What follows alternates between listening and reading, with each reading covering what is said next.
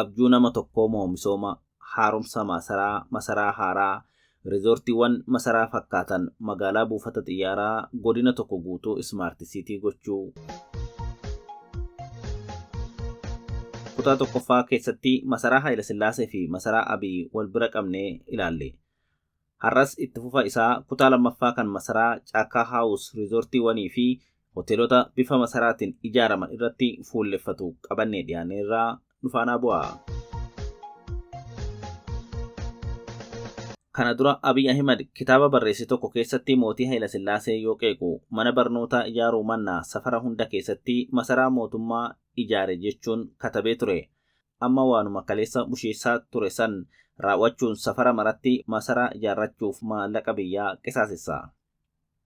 Baajanni Itoophiyaa bara 2024-25 kan ji'a 12f qabame doolaara biliyoona 17 yoo ta'u, kan bara 2025-26 ammoo qarshii tiriliyoona 1.93 yookaan birrii Itoophiyaa dadhabee sharafni waan ol ka'eef doolaara biliyoona 12 hanga 23 yoo ta'u, maallaqni piroojeektiin kun ittiin hojjetamaa jiru immoo doolaara biliyoona 10 hanga 15 yoo ta'u, maallaqa paarlaamichi hin beeknee fi odiitii hin godhamne ta'uunis gaaffii uumuun akkuma itti fufetti jira.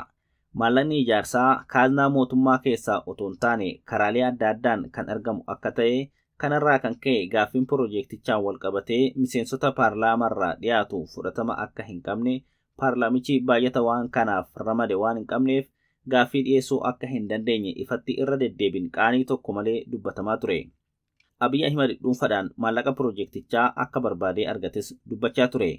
Karaa biraatiin wanti waadaa galameef kan uummanni beeku ibsamuu baatus mootummaa United Arab Emirates ammoo piroojeektichaaf maallaqa guddaa kan gumaache akka ta'e himama.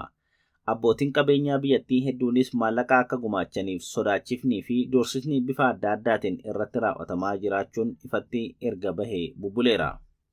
Piroojeektiin masaraa Abiy kun akka qaama misoomaa Finfinneetti kan ibsamu ta'us, piroojeektii akka malee guddaa falmisiisaa fi barbaachisummaan isaatu gaaffii keessa galu ta'uudhaan piroojeektoota biroo irraa adda ta'ee argama. Abiy Ahimad haatisaa akka inni mootii ta'u dur gaafa waggaa 7 ture itti himtee akka turte dubbachuu irra darbee hojiidhaanis abjuu mootii ta'ee of arguuf qaburraa kan ka'e waanuma guyyaa tokko UAE'tti yookaan biyya biraatti arge akkasumas gochoota mootota Itoophiyaa duraanii waliin hidhata qaban hunda qabatamaan agarsiisaas mirkaneessas jira. Nama yeroo hundaa waan moototaa yaaduu fi akka isaanii ta'uuf abjootu ta'uu haaromsa masaraa Minilik jalqaba irratti ibsineerraa sirriitti hubatama. Haaromsa qofa otoo hin taane siidaa Minilik dabalatees siidaa waan mootota duraanii kan dur hin jirre haaraa hojjechiisee masaraa Minilik keessa kaa'uu caalaa ragaan biraa hin barbaachisu. Baasiin yaada malee akka feetee fi gaafatamummaa tokko malee piroojeektoota akka feetee akkasii irratti Abiy Ahimadiin baafamu kun fakkeenya badaa babal'isee hojiin qaamonni mootummaa hojjetan hundi hojii biiroo haaromsuu, dallaa fi karra waajjira isaanii bareechuu ta'ee jira. Haalli kun misooma kooriidarii jedhamee magaalota xixiqqoo fi baadiyyaa mootummaan to'annoo irratti qabu keessatti odoo hin hafin babal'achuun qabeenya lammiilee diiguu fi barbadeessutti ce'ee jira. Haaromsi mana qopheessaa kantiibduu Adaanechiin biliyoonotaan raawwatamee fi masaraan Shimallis Abdiisaa bara ittaanu xumurama jedhamee lafa heektaara 6 gubbaatti doolaara biliyoona 1 oliin ijaaramaa jirus fakkeenya qisaasama qabeenya uummataa isaan gurguddoo keessatti ramadama. Masaraan Shimallisiif ijaaramaa jiraatus naannoo Oromiyaatti maqaadhaaf aangoo olaanaa qaba kan jedhamu caffeen Oromiyaa magaalaa guddoo Oromiyaa keessatti yaa'ii tokkollee taasisee hin beeku. Galma yaa'ii itti taa'u galma caffeellee hin qabu. Karoorri galma caffee ijaaruuf qabames hin jiru. Shimallis Abdiisaaf garuu masaraan ijaaramaa jira.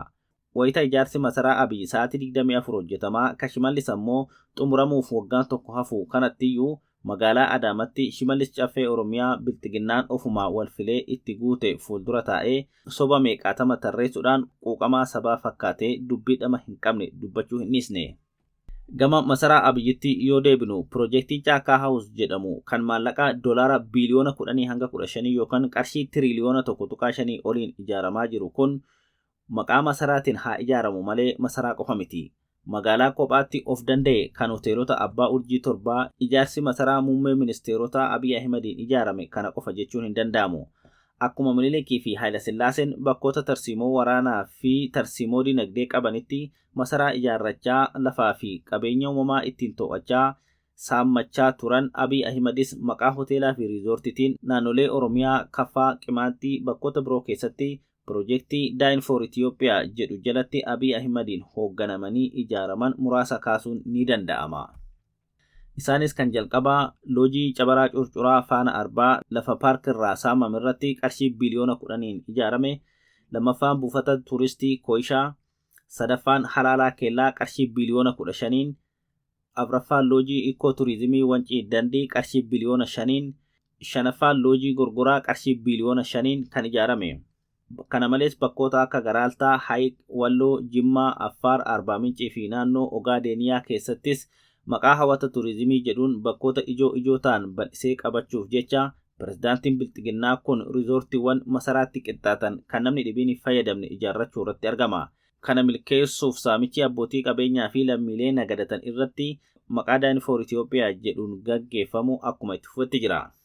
Saamichichi kun kan ija baase ta'uusaa wanti mirkaneessu immoo ajaja Abiy Ahimediin bakkoonni masaraa maqaa loojii fi riizoortiitiin ijaaraman kunneen naannolee keessatti argaman jalaa baafamanii ajaja tokko jalatti hoteela Skylight jalatti akka bulan qajeelfamni darbuusaati.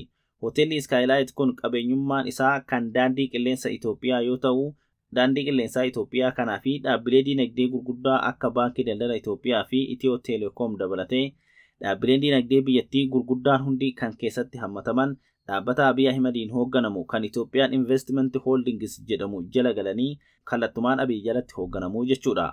Kanatu masaraa namni tokko kallattumaan bulchu isaan jechisiisa.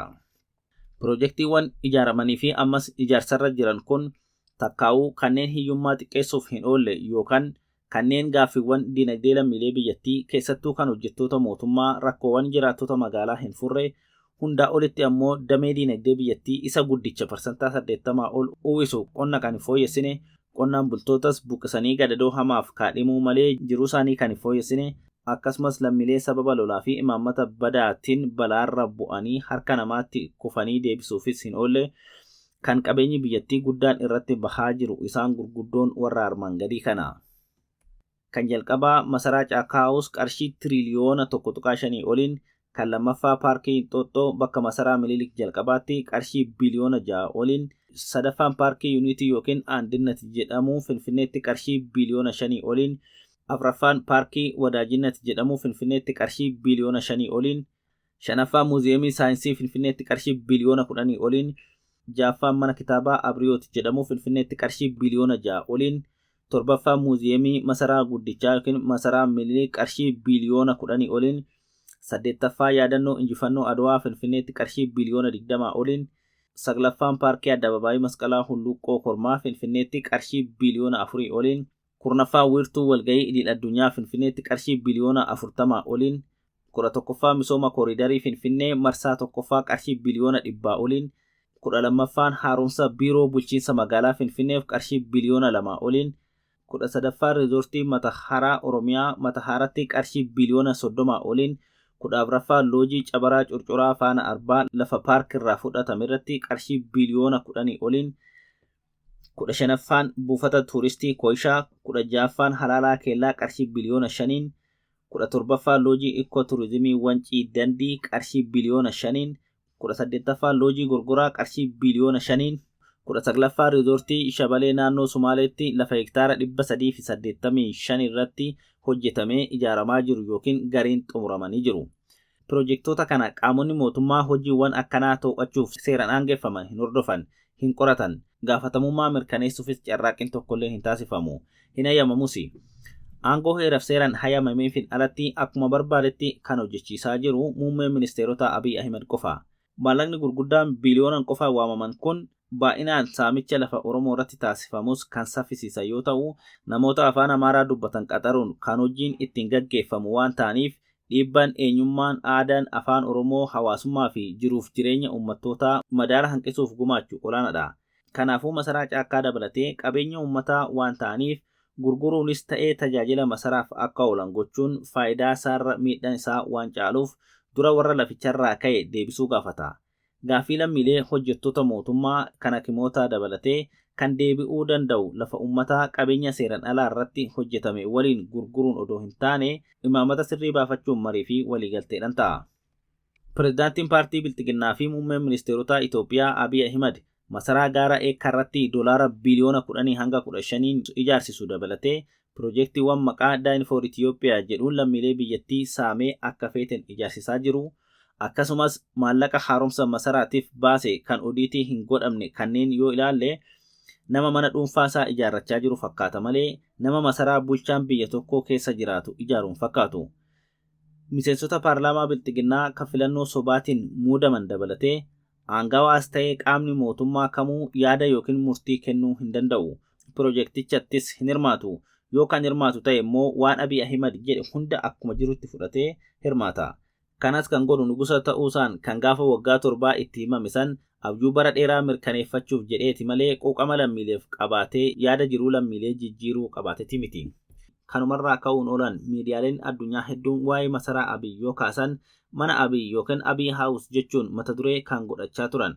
Mootummaan Bilxiginnaa Abiy biyya gadadoo waraanaa kan cunqursaa fi hiyyummaa hamaa keessa jirtu kanatti lafaa fi qabeenya uumamaa biyyattii mootummaa United Arab Emirates fi nugusoota biyyoota birootti qabdii qabsiisee doolaara biliyoona 10 hanga 15 masaraa ijaarumsaa lammiilee biyyattiif dantaa kan hin qabnee fi qabeenyii fi laftis qabeenya dhuunfaa akka fedhe godhu ta'ee waan itti mul'ateefi.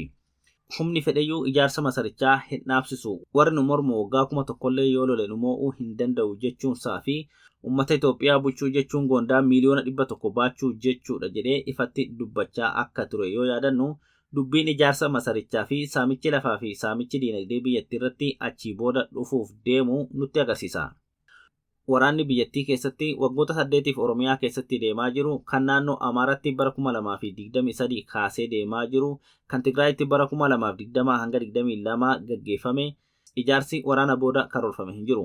Waraana dhaabuufis fedhiin olola oofurraa hafe tokkolleen hin jiru. Lammiileen biyyattii guyyuu ajjeefamaa, buqqifamaa, hidhamaa fi dararamaa jiran kamuu bulchiinsa kana biratti homaatti ilaalaman. Hamma aangora turuu faayidaa naaf qabu jedhee amanetti sirnichi rakkoowwan kana babal'isuuf yoo ta'e malee hiikuuf hin hojjetu. Tarsiimoon Abiy aangorra turuuf baafatee ittiin deemaa jiru yoo jiraate rakkoowwan oomishuudhaan gaaffiin sabni gaafatu ukkaamsuudha. Rakkoo nagaan ba'ee galuu keessa galchanii gaaffii mirgaa akka dagatu taasisuudha. Gaaffiiwwan hin gaafatamne ofumaa tolchanii deebisuudhaan gaaffii sabichaatti burjaajii uumuu darbees ukkaamsuudha. Tarsiimoowwan kanneen keessaa ijaarsi masaraa Abiy Ahimad qarqara Finfinnee gaara eekkaa gubbaa fi lafa jalatti akka feeteedhaan ijaaramaa jiru isa guddaa kan addunyaan ajab jedhee afaan qabate ta'uu argaa jirra. Bal'ina lafaa fi maallaqa hojii isaaf ramadameen masaraawwan addunyaa tana gurguddoodha jedhaman kan caaludha. Kanuma walqabatee dhimmi magaalaa buufata xiyyaaraa fi godina Shaggar Bahaa bakka Oromiyaan baay'ee dhiphattee fiixee Guraageetii hamma fiixee Minjaaretti kiiloomeetira 75 gadi ta'etti ijaaramuu eegalee fi karoora waliigalaa godina kana guututti balleessuudhaan magaalota Finfinnee irraa kaasee hanga Adaamaa fi Qooqatti kan jiran walitti baqsanii Oromiyaa handhuurri nyaatame gochuuf eegalame irrattis waan tokko jechuun barbaachisaadha. Ijaarsi magaalaa buufata xiyyaaraa Aabbuu Seeratti doolaara biliyoona 12.5 oliin seensa bara 2026 eegalamee ammoo bakka ijaarsonni biliyoononni itti dhangala'e kunneen bu'aa mul'atu hin agarsiisnetti jechuudha. Buufata xiyyaaraa qofa odoo hin taane magaalaa buufata xiyyaaratu karoorfame. Magaalaa haaraa, magaalaa zoonii diinagdee addaa gadaatiin dabalata, magaalaa haaraa godinuma Shaggar Bahaa keessatti ijaaramuu jechuudha. Kanumaan walqabatee karoorri gama bulchiinsa sirnichaa damee Oromiyaatiin ba'aa jiru akka agarsiisutti lafa Oromoo Finfinnee kaasee hamma Adaamaa fi Qooqatti jiru hunda magaalomsuuf diizaayiniin xumuramee qophiin nama buqqisuu fi lafa Oromoo warra maallaqa qabuuf qircuu xumuramaa jira jechuun ni danda'ama. Magaalota akka Shaggar, Bishooftuu, Mojo, Adaamaa fi Qooqaa wal quunnamsiisuudhaan godinicha guutummaa guututti gara magaalaatti jijjiiruuf akka jiran ibsaa jiru.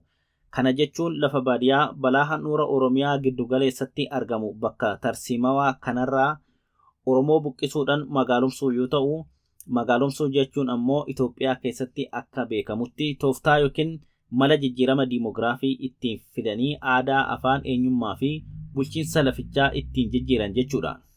Hundeeffama magaalota maqaawwan akka Addis Ababaa, Dabrazayit, Naaziriitii fi kan kana fakkaatan wanti seenan galmaa'e hanga har'aattuu itti fufee ifatti mul'achaa jiru.